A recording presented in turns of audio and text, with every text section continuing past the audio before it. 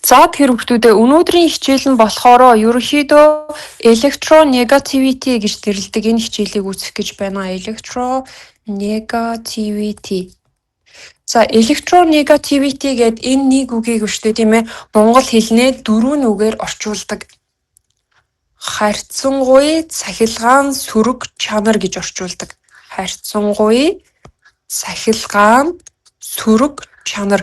Тэгэхээр яах нь та нар одоо харьцангуй цахилгаан сөрөг чанарыг бол цээжлэх шаардлага бол байхгүй. Одоо энэ чинь ингээд тоогоор илэрхийлэгддэг юм байна л та харьцангуй цахилгаан сөрөг чанар нь ямар тоогоор илэрхийлэгддэг юм бэ гэхээр 0-оос 4-ийн хооронд тоогоор илэрхийлэгддэг юм байна. За тэгэхээр энэ 0-оос 4-ийн хооронд тоог бол та нар цээжлэх шаардлага бол байхгүй байна. Яах хэрэгтэй вэ гэхээр electronegativity гэж бичээд хайхад бол харьцангуй цахилгаан сөрөг чанар гараад ирд юм байна. За тэгээд үеийн систем дээр бас энэ харьцангуй цахилгаан сөрөг чанар нь байж идэг юм байна хүүхдүүдээ. За харьцангуй цахилгаан сөрөг чанар хамгийн ихтэй элемент гэх юм бол хамгийн сайн металл биш шинж чанартай элемент фотор гэсэн үг шүү дээ тий. Эсвэргээрээ багатай элемент нь болохоор франци гэдэг элемент байдаг. За тэгэхээр энэ металл шинж чанар металл биш шинж чанар хаашаа яаж ихсдэг вэ гэж зүй тогтол байдаг. Үеийн систем ч одоо нэг юм дөрвөлжин байна шүү дээ тийм ээ. Одоо энэ ингээ үеийн систем гээ багш нь төсөөлье. Бүгдээрээ төсөөлье. За энэ дээр болохоор мэдээж хамгийн ард ямар бүлгийнхэн байдаг вүлээ? Энэ бүлгийнхнээ юу гэж нэрлэдэг вүлээ? Хамгийн ард байдаг бүлгийг? Инерти. Яг үнэ инерт. За инертүүд бол шүү дээ те харьцангуй цахилгаан сөрөг чанар гэдэг ойлголт бол нэг тийм хамаатай биш. Ягаад гэвэл инертүүд бусад элементтэй нэгддэггүй шүү дээ тийм ээ. Энэ харьцангуй цахилгаан сөрөг чанар ямар хамаатай юм бэ гэхээр бусад элементийн электроныг нь өөртөө татах чадвар ахгүй юу?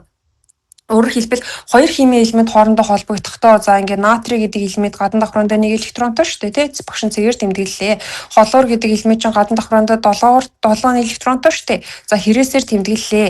Тэгэхээр яах юм? Энэ хоёр ч одоо ингээ бие биендээ гадна давхрааныхаа электроныг өгч хоорондоо холбогдох гэдэг байгаа шүү дээ. Натрий хлорт нэг электроноо ааш өглөө, хлор натригаас нэг электроныг нь авлаа.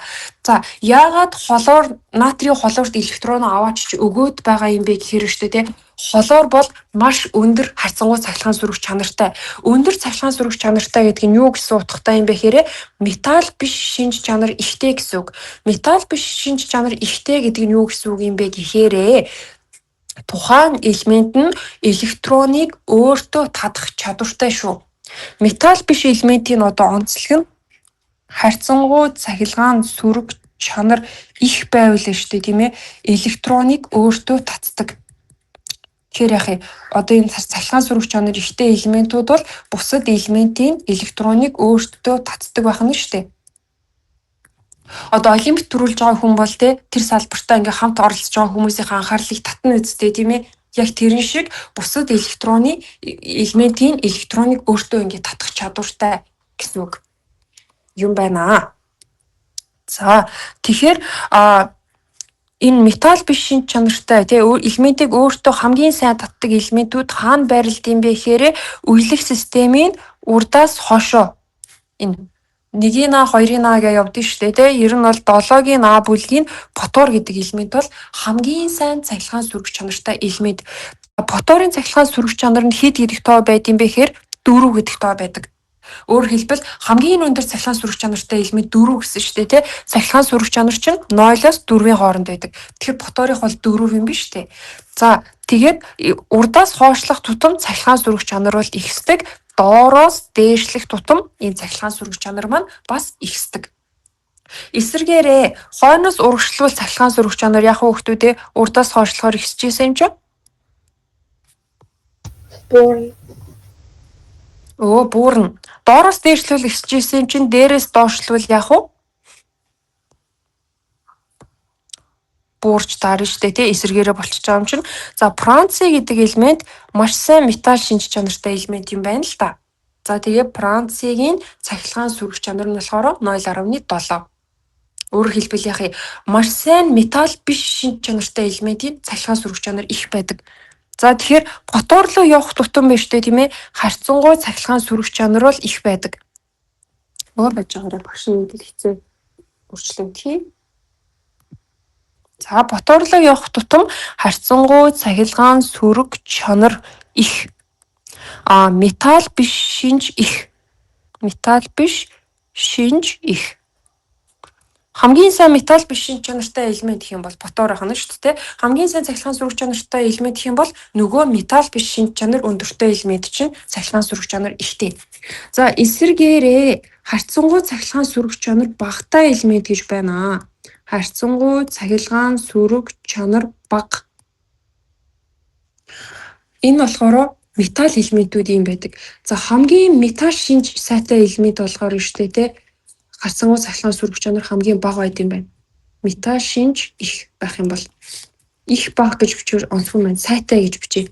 Металл шинж сайтай. Металл шинж хамгийн сайтай элемент яах юм? Хамгийн бага цахилгаан сөрөг чанартай. Металл биш шинж хамгийн сайтай элемент, хамгийн их цахилгаан сөрөг чанартай. Тэгэхээр ойлгомжтой болчихж байгаа ах тийм ээ. За энэ хэсгийг хүүхдүүдийн дэвтэр дээрээ бичиж тэмдэглээд авчих юм шүү.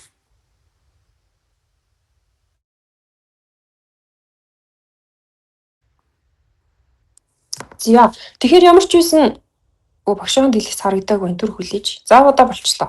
За тэр хүүхдүүдэд ямар ч байсан ингээд нэг цахилгаан сөрөг чанар гэдэг ойлголт байд юм байна гэдгийг мэдээд авчлаа шүү дээ, тэ. Цахилгаан сөрөг чанар ихтэй элемент нөгөө нэг багатай элементийнхаа электроныг өөрлөгөө илүү сайн татдаг гэсэн үг юм байна.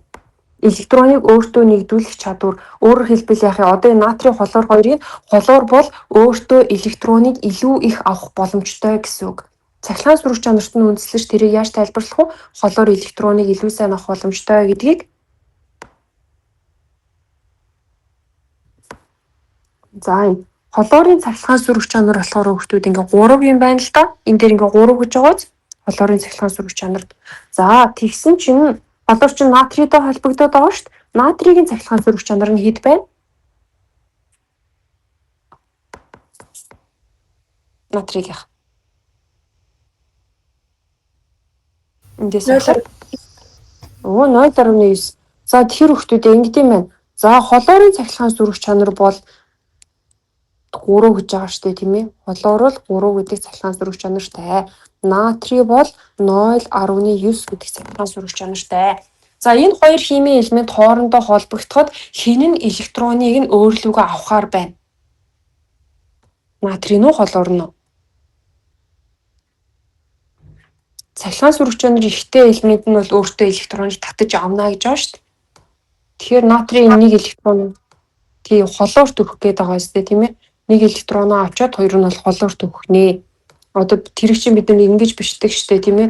Хлорт өгөөд хлор бол ингээ гадна давхраанда 8 электронтой болчихдог доо. Тэгэхээр натрийн хлорт электроноо аваачиж өгөөд байгаа жинхэнэ шалтгаан нь болохоор хлор өөртөө ингээд электроныг татах чадвар өндөртэй юм байна. Тэгэхээр натрий яах нь татагдаад ер нь бол хлорт татагдаад электроныг аваачиж өгч байна гэсэн үг. За одоо жоохон хлорыг бол бид нэр ингээд нэг юм богинохон ногоо үстэй эмэгтэй хөлтөр дүрсэлж байгаа шүү дээ тий. Хлор ингээ байж исэн. Тэгээ ер нь бол ингээд электроныг өөртөө татах чадвартай юм элемент. За тэгжсэн чи яах юм? Натрий гэдэг элемент одоо ингээ явж илаа. Тэгсэн чи яах юм? Хлор ингээд электроныг татах чадвартай болохоор хлорт өөрийнхөө гадна давхрааны нэг электроныг бол ингээд аваачаад өгж байгаа хэрнээ. За тэгээ хлор гадна давхраандаа бол 8 электронтой болчихлоо. За манай натрий болохоор яах нь хлорт өөрийнхөө нэг электроныг аваач өгөөд хлортой нэгдчихлээ. За тэгээд натрий тэгээд өөрийнхөө дотн талынхын давхраанд нь 8 электрон байгаа шүү дээ бас. Тэр 8 электроноор ингээд яах нь химийн холбоонд оролцож байна. Одоо хамгийн гадна талынхаа нэг электроноор химийн холбоонд оролцоод хлорт өгчгөөд өөрийнхөө дотн талын 8 электроноор ингээд 8 электронтой буюу ботчлолтой төлөв үүсгээд оршиж байгаа байх нэ. За ийм. За тэгэхээр энэ хоёр элементийн цахилгаан сөрөг чанарын зөрүүг тооцоолчихдаг. Өөрөөр хэлбэл харьцангуй цахилгаан сөрөг чанар гэдгийг зөрүү гэдэг нь дельта. За энэ бол зөрүү гэсэн үг. За энэ хаппа гэдээ хардаа эхлээд нэг юм дэгэ шиг тавьчихад дараа нь шууд зураас тавьчихдаг. Энэ үсгийг болохоор латин хэлний хаппа гэдэг үсэг. Хаппа гэдэг нэр нь бол харьцангуй цахилгаан сөрөг чанарыг илэрхийлдэг одоо ийм үсэг гэсэн үг. Массыг m-ээр тэмдэглэнэ гэдэг шиг цахилгаан сөрөг чанарыг хаппагаар тэмдэглэдэг юм байна. За тэгээд цахилгаан сөрөг чанарыг нь бодохоор өөрөөр хэлбэл Цахилгаан сүрэх чанар ихтэй элементийн сүрэх чанараас нь цахилгаан сүрэх чанар багатай элементийнхийг хасчихдаг юм байна. Ихтэй холоорын цахилгаан сүрэх чанар нь хэд вүлээ? 3 штэ тийм ээ. Багатай натрийн цахилгаан сүрэх чанар нь хэд вүлээ? 0.9. Тэгээд 3-аас 0.9-ийг хасахаар 2.1 гэдэг тоо гарч байгааз энэ болохоор ингээд энэ хоёр элементийн цахилгаан сүрэх чанарын зөрүүг нь тооцож байгаа юм. Одоо энэ хоёр элемент хоорондоо ямар цахилгаан сүрэх чанарын зөрүүтэй юм бэ те тэрийг тооцож гаргаж ирж байна. За энэ тоо нь 1.5-аас их байх юм бол за өөрөөр хэлбэл энэ дельта хаппа гэдэг ойлголт байгаа шүү дээ те. Энэ маань 1.5-аас их байх юм бол ямар холбоотой гэдэг ойлголт хүмүүстээ өнгөрсөн хичээл дээр нэг үздсэн дээ.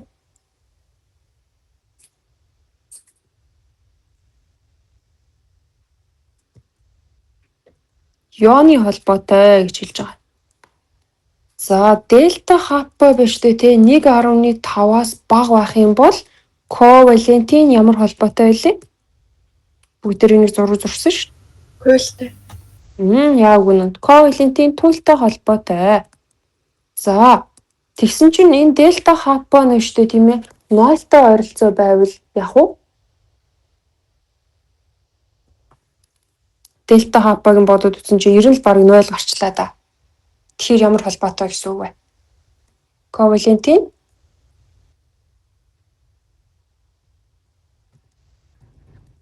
туйлгүй холбоо тий? Туйлгүй. За энэ туйлтай туйлгүй холбоо гэдэгтэр багш нөгөө маш амархан жишээгээр нэг зураг зурсан шүү дээ. Одоо тэрийг нэг давтчихъя. Ионы холбоотой нэгдэл гэдэг чинь шүү дээ тийм ээ. Ерөнхийдөө химийн холбоог бол яг жинхэнэ тодорхойлдог арга нь бол энэ дельта хаппа байхгүй юу? Одоо ингээд хүний эрдэс бодисын хэмжээ ямар байдгийг цусны шинжилгээгээр авч тодорхойлдог шүү дээ. Тэг яг ингээд тоо гаргаж ирээд тэр тоон дээрээ үндэслээд за таны цусны шинжилгээний тийм үзвэл тийм байна гэд тайлбар өгдөг шүү дээ. Тэр шиг яах нь яг дельта хаппаг бодож гаргаж ирээд за яг тийм хим холбоотой гэж бол хэлдэг.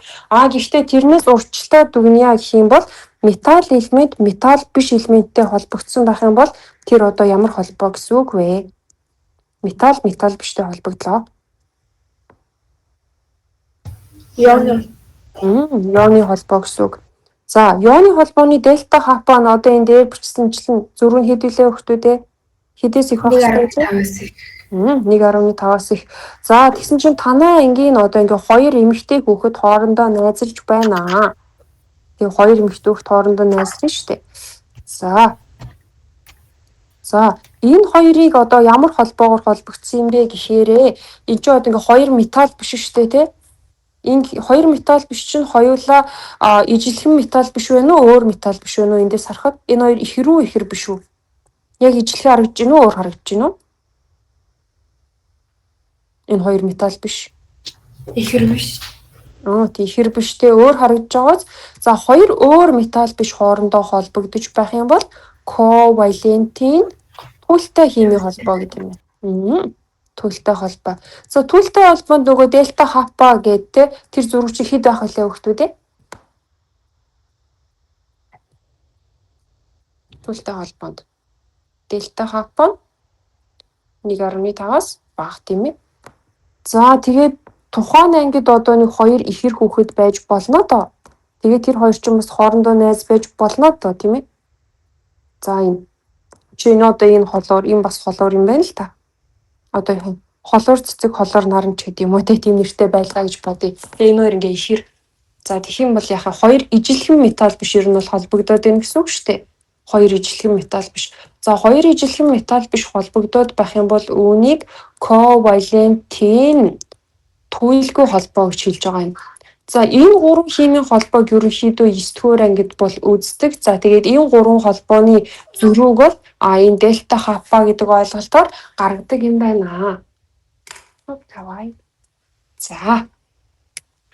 За тийм. Тэгэхээр энэ туйлгүй холбоо дээр болохоор ерөнхийдөө нөгөө манай 7 элемент л орж ирж штэ тий хоёроор бичигддэг. Фотор, хлор, бором, йод. За тэгээд хүчил төрөгч, ус төрөгч нэг нь юу илээ хөхтүүдээ? 6-гийн багш биччихлээ.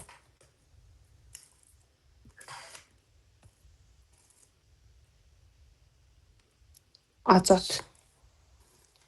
За энэ 7 элемент болохоор ковалентийн ямар холбоо юм бэ гэхээр туйлгүй холбоо юм байна. За энэ хэсгийг хүүхдүүднээ сайхан бичээд тэмдэглээд авчаа. Оо.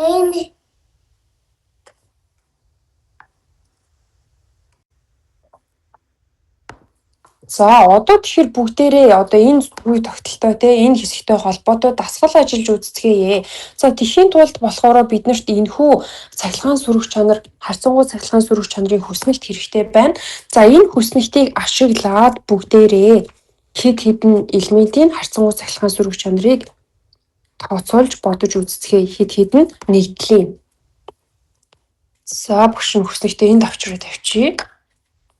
Зайтай газар. За болчихлоо. За тэгэхээр хамгийн түрүүнд бидний сайн мэдэх усны химийн холбоог тодорхойлцгоё. За эндээс харахад ус бол ямар химийн холбоотой байхаар харагдаж байна хүүхдүүдээ. Ус дөрвччин гэхдээ яг үндэ бол металл биш элемент шүү дээ. Хоёр металл биш хоорондоо холбогдсон байна тийм. Ус дөрвч металл биш, хүчил дөрвч металл биш. Тэгэхээр ямар химийн холбоотой байж болохоор Ковалентийн төлөлтөө бол оо яг үнэ. За тэгвэл одоо бүгдээрээ эндээс хүчил төрөгчийн цахилгаан сүрэг чанарыг харъя. За цахилгаан сүрэг чанар нь хэд байна вэ? Хапа. 3.5 гэсэн байна харагдаж байна хүүхдүүд ингээд томруулж хаа. Хүчил төрөгчийн доотлолт нь 3.5 гэсэн тоо байгааз 4-өөс бага тооч нь цахилгаан сүрэг чанарыг илэрхийлж байгаа шүү дээ. За дараа нь ус төрөгчийн цахилгаан сүрэг чанар нь болохоор хэд байна вэ?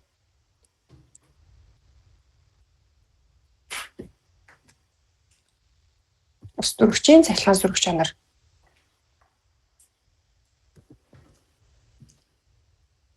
За томорч харагдаж байна уу?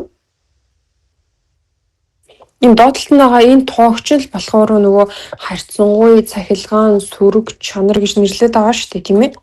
За ус төрөгчийнх бол 2.1 юм байна.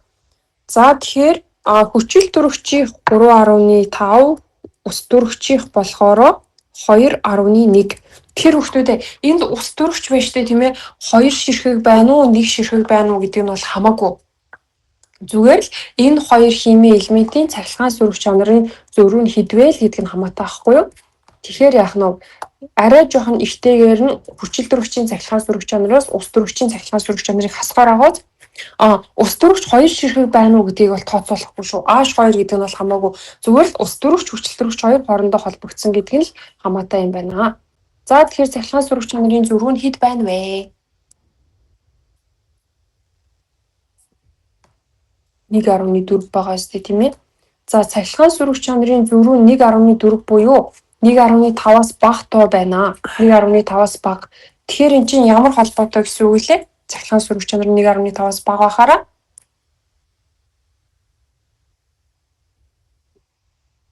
сая тэмдэглэж авсан шүү дээ. ковалентийн төлөлтөө. Яг үнэ. Ковалентийн төлөлтөй холбоо юм байна.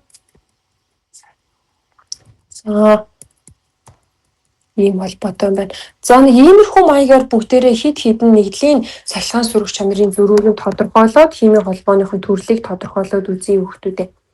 За дасгал багш нь яагаад ингэ томруулаад байна гэхээр одоо тэнд нөгөө урд байгаа цахилгаан сүрэг чанарын тэр тоонууд нь танарт харагдаж байна уу? Дэлгэцээ жоохон томруулаад гарах юм бол харагдах байхаа. За калий холуур ямар холбоотой юм бэ? Дельта хапагийнхан зөрүүнд үндэслэж тайлбарлая штэ хүүхдүүдээ. За тэгээд CO за дараагийнх нь H бором ямар холбоотой вэ? 3-дугаарт нь алюминий 2O3 ямар холбоотой вэ? 4-дугаарт нь бором 2 ямар холбоотой вэ? 5-дугаарт нь натрийн бромид ямар холбоотой вэ? За энэ бүгдэн дээр нь ингээд дельта хапа гэж тодорхойлоод ямар химийн холбоотой вэ гэдгийг тодорхойлох нь шүү хүүхдүүд. За тэгэхээр энэ дээр байгаа жишээ шиг хийх нэ.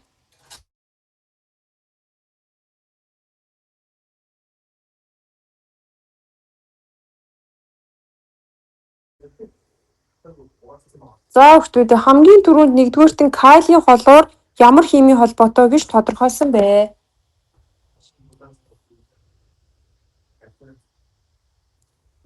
Хүүхдүүд калиен холоор ямар химийн холбоотой гэж тодорхойлов? Дельта хапаг нь харж байгаа. Ионы бол Ионы холбоо. Оо, ионы холбоо. За холоорын цахилгаан сөрөг чанар нь хэд вэ? 3. За калигийн 0.1. за тэгэхээр чинь 2.2 уу? За тийм байна тий. 1.5-аас их байгаа учраас ионы холбоотой юм байна. За дараагийнх нь болохоор H бором нь хэд харсан бэ? H бором. Төлтэй коэффициент. За түлтэй ковалент. За дельта хапан хэд вэ? Боромын хэд вэ? Бромын 2.8. 2.8. За ус төрөгчийн 2.1. За тийм байна. 0.7 гээд 1.5-аас багт гарсан байна тийм ээ. Тэгэхээр түлтэй ковалент зүг байна. За 3 дугаарт нь болохоор юу лээ? Алюминий 2O3 гинэ. За За хүчил төрөгч нь хэд вэ? 3.5. Алюминий 1.5. За тэгэхээр зөрүү нь 2 юм байна тийм ээ. За ионы холбоотой зүг байна. Ионы холбоо. За дөрөвдүгээр дасгалын дасгалтай да бром 2 гинэ.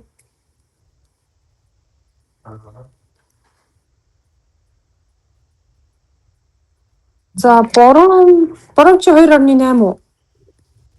Сая та нарын хэлснээр тэр тик харж байна те. Тик харж ямар холбоотой байлаа хөхтүүд те? Төлгүй коэффициент. Оо яг үнэ. Төлбөө ковалент юм байна. За 5 дугаарт нь болохоор натрийн бром гинэ. Ионы холбоо.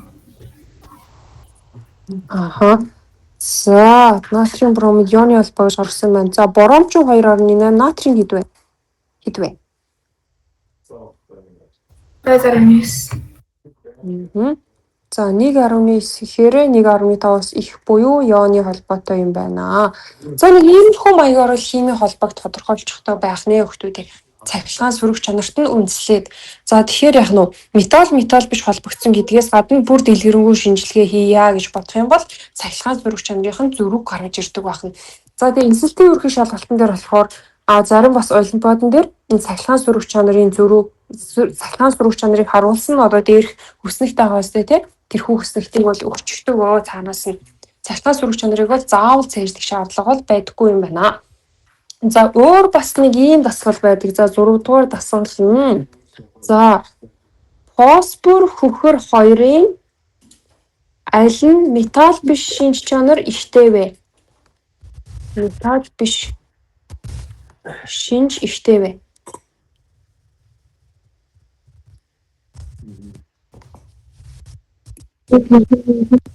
За аль нь өгтүүдээ фосфор хөхөр хоёрын аль нь металл биш шинж ихтэй вэ?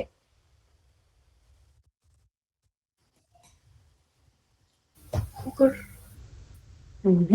За энэ те фосфор хөхөр. Өөрөөр хэлбэл үеийн систем бүлгийн дагуу урдаас хоошлох тутам тийм ээ. Урдаас хоошоо явах тутам цахилгаан сөрөг чанар нь ихсэн. Цахилгаан сөрөг чанар ихсэх тутам металл биш шинж ихсэн гэж байгаа шүү дээ тий. За ийм юм байна. За тэгвэл шүү дээ тийм ээ. Кали, кальци хоёрын аль нь металл шинж ихтэй вэ? Кали, кальци хоёрын аль нь металл шинж ихтэй вэ?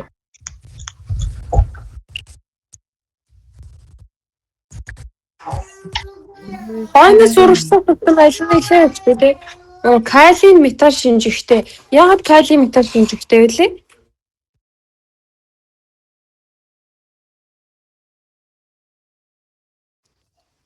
Хойноос урагшлах тутам буюу цахилгаан сөрөг чанар багатай байх тусам харьцангуй цахилгаан сөрөг чанар багатай буюу хойноос урагшлах тутам металл шинж сайтай байна.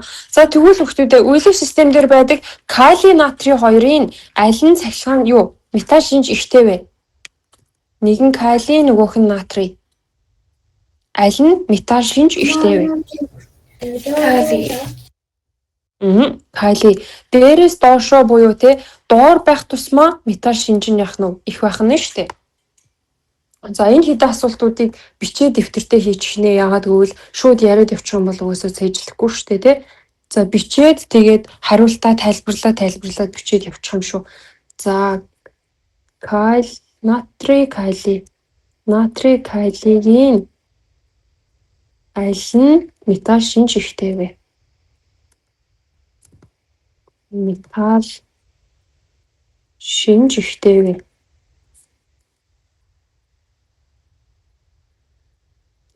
За 8 дугаарт нь болохоор строци рубиди. Строци. Одоо хийх юм шүү. Одоо хийчих юм шүү. Ер нь бас сая ярилцчихсан шүү дээ, тийм ээ. Тэрийгээ дэвтэр дээрээ бичиг болгоод буулгах нь шүү дээ. Аль нь металл шинж ихтэй вэ?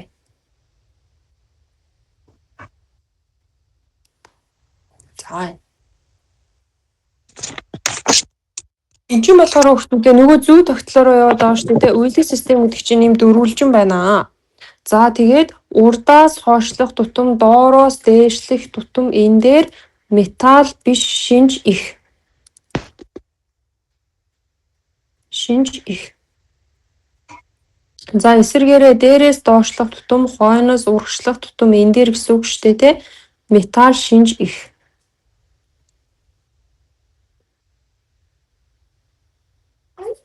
За ийм байна.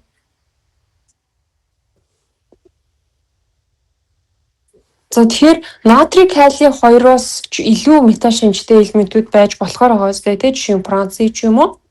За ийм юм байна.